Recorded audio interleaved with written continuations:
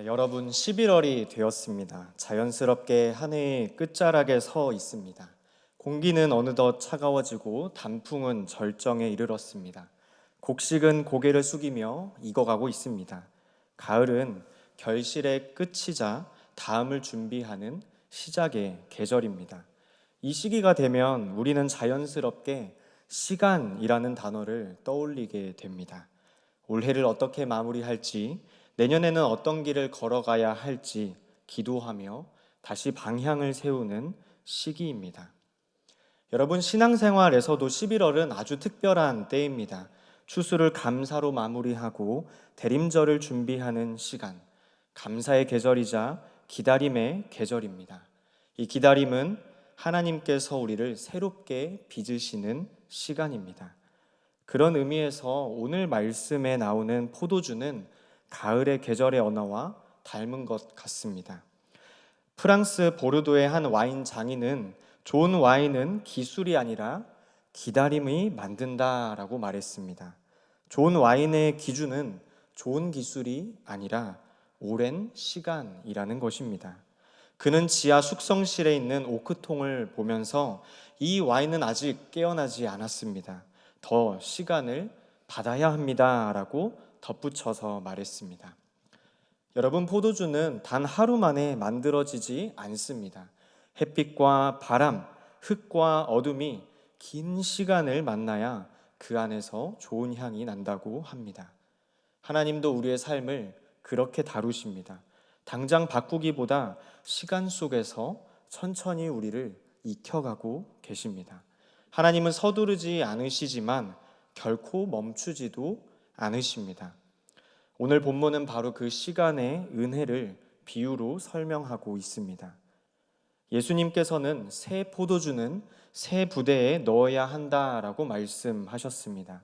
이 말씀은 단순히 우리의 형식이 달라져야 한다라는 뜻이 아닙니다. 하나님이 우리 안에서 새 은혜를 부으실 때 그 은혜를 받을 수 있는 새로운 마음이 필요하다는 것입니다. 성경에서 포도주는 기쁨과 생명 그리고 언약을 상징합니다. 예수님은 포도주를 통해서 새 언약의 복음을 드러내셨습니다. 새 언약의 복음은 폭발적인 생명력을 가지고 있기 때문에 낡은 마음으로는 감당할 수 없습니다. 그래서 하나님은 우리에게 새 부대로 빚고 계십니다. 오늘 이 말씀은 마태복음과 마가복음에도 함께 기록되어져 있지만 저는 오늘 누가복음의 기록을 선택했습니다. 누가복음만이 39절과 같이 묵은 포도주를 마셔본 사람은 그것을 더 좋다고 여기기 때문에 새 포도주를 마시려 하지 않는다라고 덧붙이기 때문입니다. 이 말씀은 인간의 마음을 깊이 찌르고 있습니다. 새 은혜를 앞에 두고도 익숙함 속에 머무르는 완고함, 하나님이 새 일을 행하셔도 묵은 것이 좋습니다 라며 안심하는 인간의 본성, 그리고 오늘 말씀은 변화하라는 권면을 넘어서 익숙함을 내려놓고 새로운 은혜를 모실 결단으로 하나님께서는 우리를 부르고 계시는 것입니다. 그러므로 오늘의 말씀은 단순한 변화의 요청이 아니라 시간의 부르심입니다. 나는 지금 하나님의 은혜 앞에서 어떻게 이고 가고 있습니까?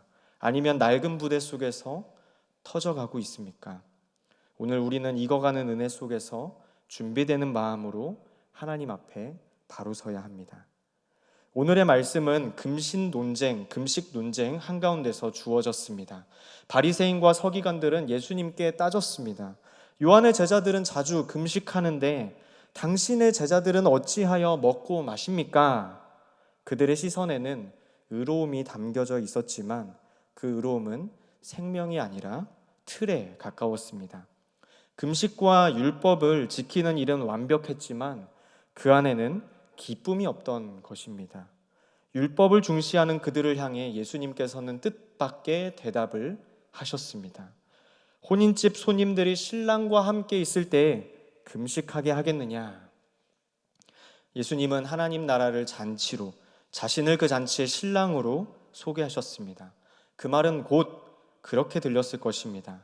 너희가 지키는 신앙은 틀 안에 갇혀있는 신앙이지만 내가 전하는 복음은 기뻐하는 신앙이다. 여러분, 예수님이 오셨다는 것은 금식의 시대가 끝나고 기쁨의 시대가 시작되었다는 것입니다. 그러나 바리새인들은 그 기쁨을 두려워했습니다. 새로운 은혜 앞에서 익숙한 율법을 놓을 수가 없었던 것입니다. 예수님은 그 마음을 향해서 두 가지 비유를 말씀하십니다. 첫 번째는 새 옷에서 한 조각을 찢어 낡은 옷에 붙이지 않는다. 두 번째는 오늘 말씀 새 포도주는 새 부대에 넣어야 한다.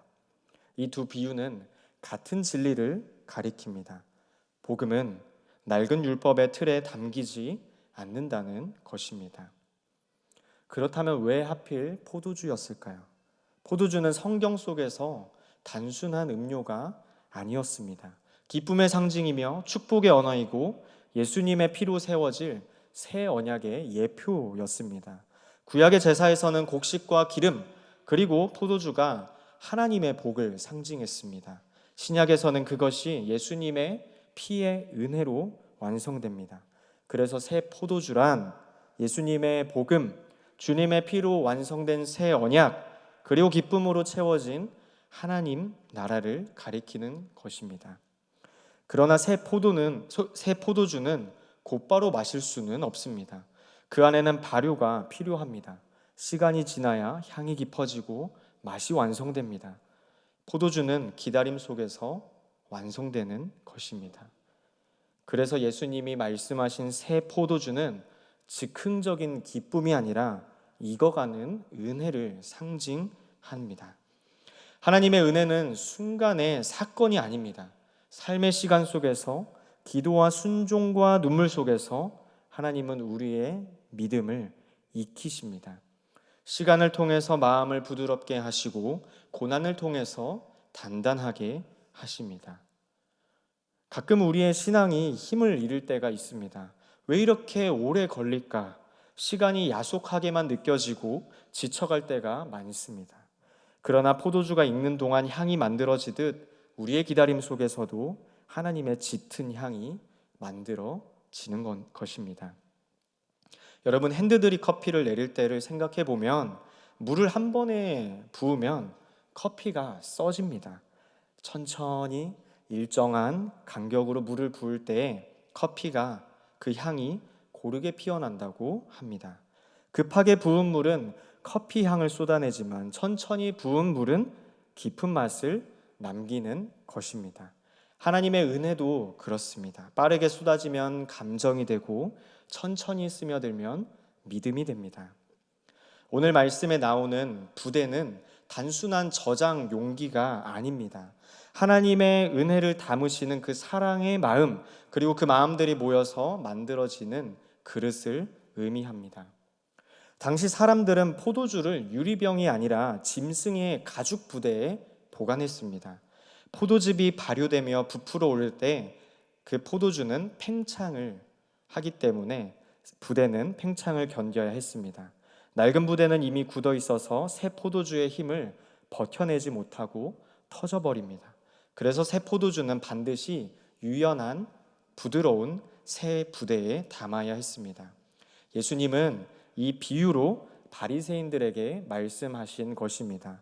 너희의 낡은 신앙의 틀로는 내가 가져온 복음을 담을 수 없다. 바리새인들의 문제는 단지 교리가 아니라 마음의 유연함의 문제였습니다. 예수 그리스도라는 하나님의 새 일을 보았지만 이전의 틀에서 벗어나지는 못했습니다. 여러분, 새 부대는 단단한 것이 아니라 오히려 부드럽고 팽창을 감당할 만큼 유연한 것입니다. 신앙도 그렇습니다. 단단하고 굳은 마음은 진리된 복음을 가로막지만 부드러운 마음은 참된 은혜를 담을 수 있습니다. 하나님은 우리를 부드럽게 빚으시기 위해서 새 부대로 만들기 위해서 가끔은 우리의 일상을 멈추게 하시고 익숙하게 느껴왔던 자리를 흔드시고 얽매인 관계를 끊기도 하시고 달성해야 하는 일을 잠시 멈추기도 하십니다. 그때마다 우리는 불편해하고 불안해하지만 그것이 바로 준비의 시간입니다. 기도 속에서 침묵 속에서 하나님은 우리의 마음을 부드럽게 빚고 계십니다. 겉으로는 아무 일도 일어나지 않아도 우리의 마음속에서는 새로운 탄력이 생기는 것입니다. 여러분, 겨울철에 포도밭을 보신 적이 있으신가요? 겨울철 포도밭을 보면 잎이 다 떨어지고 가지들이 다 잘려 있습니다.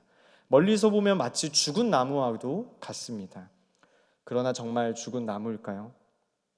가지치기가 없이는 다음 해의 열매가 맺히지 않는다는 것을 농부들은 이미 알고 있습니다. 포도나무는 가지를 자르지 않으면 진액이 분산되어서 열매가 작고 맛이 없다고 합니다. 그렇기 때문에 농부는 아프지만 가지를 반드시 자릅니다. 어찌 보면 가지를 자른다는 표현보다 열매를 준비한다는 표현이 적절할지도 모릅니다. 다음에 열매 준비를 통해서 진액이 새롭게 흐르고 더 달콤한 열매가 자라나게 되는 것입니다. 하나님께서도 우리에게 그렇게 일하십니다. 하나님은 가지를 자르시는 분이 아니라 열매를 준비시키는 분이십니다. 우리가 보기에는 깎이는 것 같고 손해처럼 느낄 수 있지만 그 시간 속에서 하나님은 새로운 생명을 예비하고 계시는 것입니다. 가지가 잘려나간 자리에 새로운 진액이 흐르고 그 자리가 새로운 열매의 통로가 되는 것입니다. 여러분, 새 부대란 어떤 마음일까요? 완벽한 마음이 아니라 비워진 마음입니다. 깨끗하게 닦이고 부드럽게 길들여진 그릇입니다. 스스로를 주장하지 않고 주인의 손에 맡겨진 그릇입니다. 새 부대는 자기 안에 무엇이 담길지 모른 채로 기다립니다. 그 기다림이란 바로 순종입니다. 하나님은 완전한 사람을 사용하지 않으십니다. 준비된 사람을 사용하십니다. 하나님은 오늘 우리에게도 묻고 계십니다. 너의 마음은 새 부대가 되었느냐? 내가 부으면 은혜를 담을 수 있겠느냐? 여러분, 주님의 음성에 어떻게 대답하시겠습니까? 주님, 제 마음을 새롭게 빚어주소서. 낡은 고집을 부드럽게 하고 묵은 습관을 비워주소서. 그때 비로소 주님께서는 우리 마음에 새 포도주를 부어주십니다. 하나님의 손에 들린 새로운 그릇, 새 은혜를 감당할 준비된 마음이 되는 것입니다. 그리고 그 은혜는 개인을 넘어서 공동체 전체로 흘러가게 되었습니다. 우리 교회가, 우리 가정이, 우리 관계가 하나님의 새 부대가 되기를 바랍니다. 여러분의 새 부대에 하나님의 새 은혜가 머물고 그 은혜가 익어가는 향기가 퍼지기를 바랍니다. 우리 함께 39절의 말씀을 읽도록 하겠습니다. 39절입니다. 묵은 포도주를 마시고 새 것을 원하는 자가 없나니 이는 묵은 것이 좋다 함이니라. 이 한 문장은 우리의 마음을 너무 잘 알고 계신 주님의 말씀입니다. 사람은 언제나 익숙한 것을 더 편하게 여깁니다.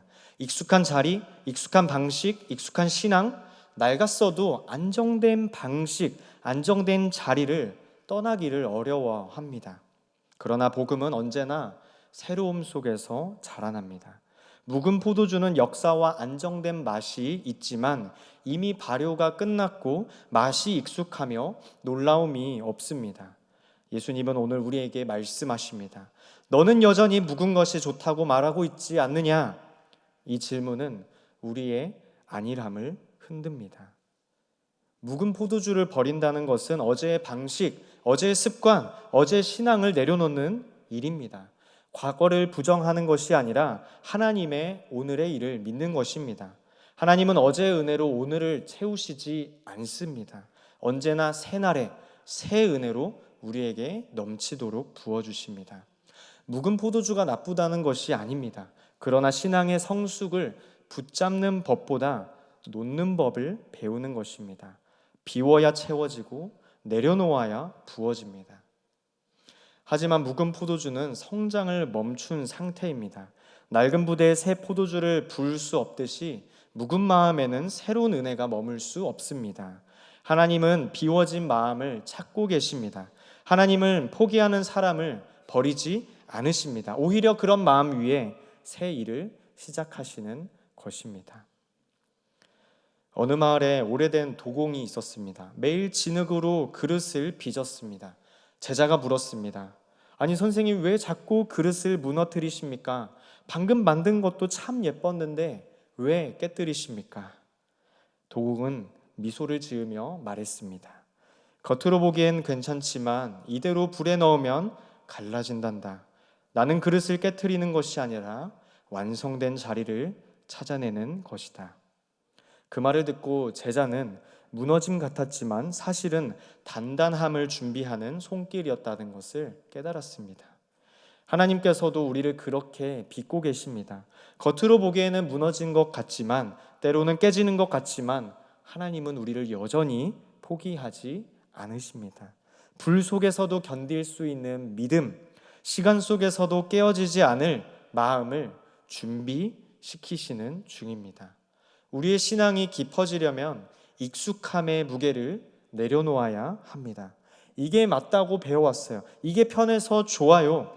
이런 우리의 말들 속에 우리가 머무를 때 하나님은 더 이상 우리에게 은혜를 부으실 수 없습니다.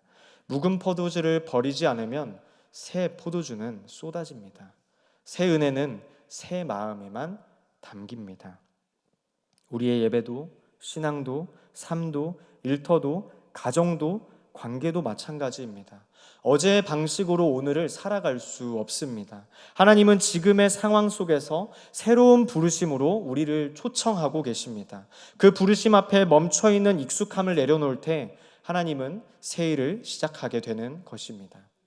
여러분, 아브라함은 익숙한 자신의 고향을 떠났고 요셉은 감옥 속에서 새로운 꿈의 자리를 준비했습니다. 모세는 광야에서 배운 기다림으로, 다윗은 들판에서 배운 순종으로 하나님의 일을 맡았습니다. 성경 인물들은 묵은 것을 버릴 때마다 새 일을 맡았습니다. 우리는 버림을 두려워하지만 하나님은 버림의 자리에서만 새로운 생명을 만드십니다. 묵은 포도주를 버려야 새로운 은혜를 담을 수 있습니다. 그리고 그 은혜는 우리를 통해서 흘러가 다른 이들의 삶을 살리는 새로운 포도주가 되는 것입니다. 여러분, 우리의 기다림을 멈춤으로 우리는 종종 오해합니다. 기도하고 애써도 아무런 일도 일어나지 않는 시간, 그때 우리는 하나님이 침묵한다고 말합니다. 그러나 하나님의 침묵은 하나님의 부재가 아니라 새 일을 준비하시는 또 다른 하나의 소리입니다. 하나님은 조용한 시간 속에서 우리를 다듬으시고 보이지 않는 곳에서 새 일을 준비하고 계십니다. 기다림은 결코 헛된 시간이 아닙니다. 기다림은 하나님이 우리를 익히시는 과정의 시간입니다. 포도주가 숙성되기 위해서 시간이 필요하듯 은혜도 기다림 속에서 깊어지는 것입니다. 좋은 포도주는 하루 만에 만들어지지 않습니다. 햇빛과 바람과 어둠이 함께 맞물려야 합니다. 너무 빨리 익은 포도주는 향을 잃고 충분히 기다린 포도주는 세월을 견딥니다. 하나님은 우리를 그렇게 익히십니다. 빨리 자라게 하지 않으시고 깊게 자라게 하십니다. 지연되는 것 같이 보이지만 사실은 준비하시는 하나님의 시간입니다. 성경의 사람들은 모두 오랜 기다림의 시간을 거쳤습니다. 아브라함은 약속을 받고도 오랜 시간을 기다렸습니다. 요셉은 감옥에서 꿈의 성취를 기다렸습니다. 다윗은 왕으로 기름 부음을 받았지만 순양관 광야를 헤매며 하나님의 때를 배웠습니다.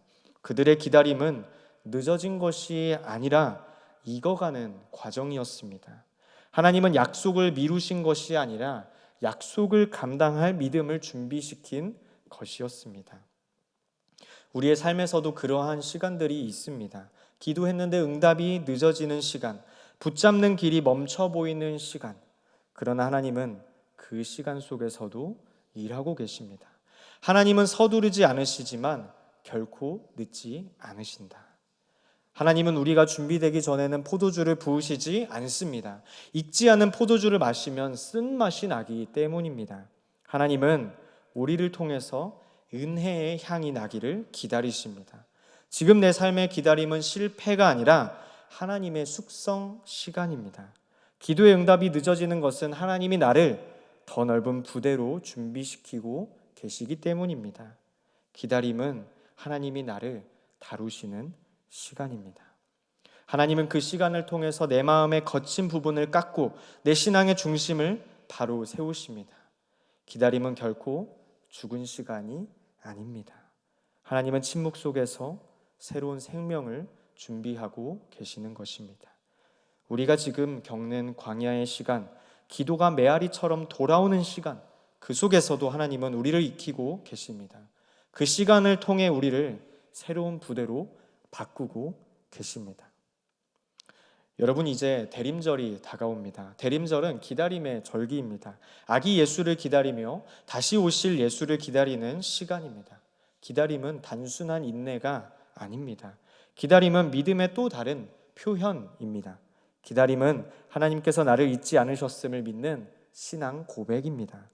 포도주가 시간이 지나야 향을 내듯 우리의 신앙도 기다림 속에서 향기를 냅니다. 빨리 익은 포도주는 금세 씌어지지만 오래 익은 포도주는 세월이 지나도 향을 잃지 않습니다.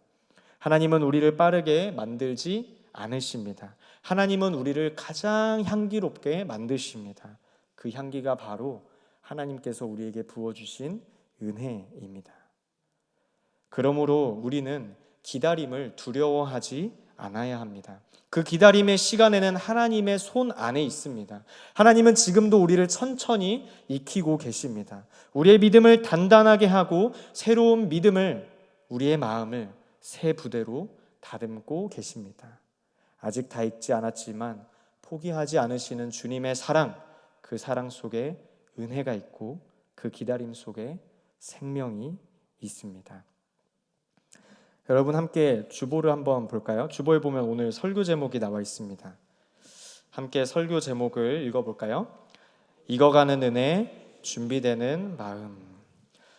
저는 오늘 설교 제목을 준비하면서 새 포도주를 은혜로, 새 부대를 마음으로 생각하면서 설교를 준비했습니다. 은혜는 한순간에 부어지는 사건이 아니라 시간 속에서 천천히 익어가는 하나님의 놀라운 손길입니다. 그리고 그 은혜를 담을 마음은 스스로 완성되는 그릇이 아니라 하나님께서 손수 준비시키는 마음입니다.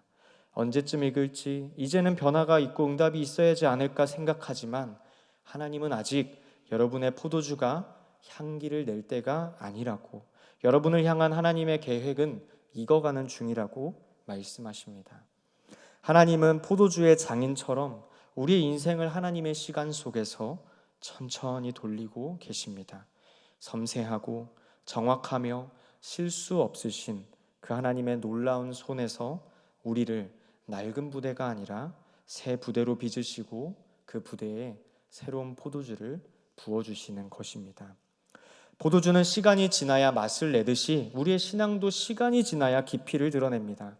빠른 응답보다 중요한 것은 기다림 속에서 익어가는 마음입니다. 하나님은 우리를 조급한 사람으로 만들지 않으시고 깊은 사람으로 만들고 계십니다. 그래서 신앙의 기준은, 방향은 얼마나 더 믿고 얼마나 더 빨리가 아니라 얼마나 더 깊이인 것입니다. 하나님은 우리의 완벽함이 아니라 우리의 방향과 우리의 고백을 기뻐 받으시는 것입니다. 여러분, 11월의 들판에서 곡식이 고개를 숙이듯 우리의 믿음도 익을수록 겸손해집니다.